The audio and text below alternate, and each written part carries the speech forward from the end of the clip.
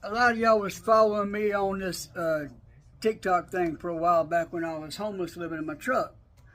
I was messed up for a while on opiates and everything, and my sister died about 4 years ago, and I said, that's it.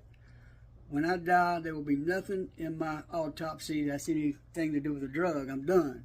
And after 20 years, I had a lot of wrecks. I was crushed under a car. I hit a tractor trailer head on and hit the steering wheel, so it broke my jaw and my teeth out. And then I went fishing when my dad died and ended up in the hospital. I didn't make it to the fishing pond. I rolled a truck and broke my neck 4 vertebrae and cracked my orbital socket, and I've got metal plates all on my face.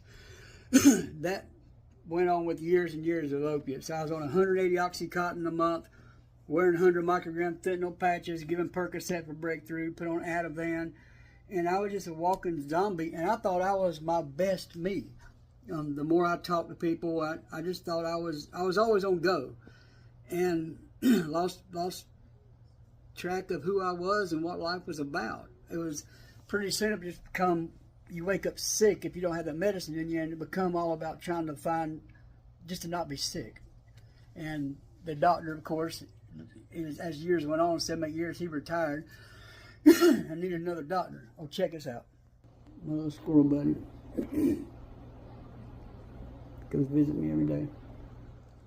That being said, years and years went by, rehab after rehab. I've been in mental institution, ended up in a Christian Bible college, and I left there early. I was just all messed up.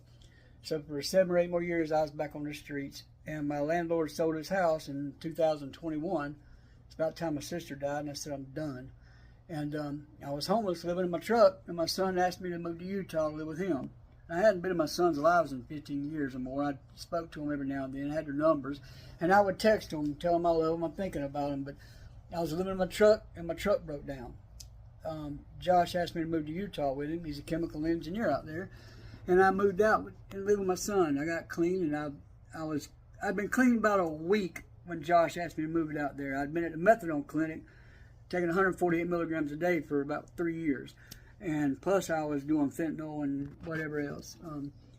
So I moved out there, and I continued to stay clean and started saving money, got working. My credit went from 400 to 720. I bought a Tacoma truck, and my plans was to put a camper on it and just live in it and travel and see the country.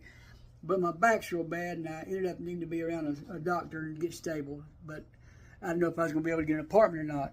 My credit didn't stay at 720. I screwed up and got some credit cards and this, that, and the other. And so my credit went back down to about 600. So here I am.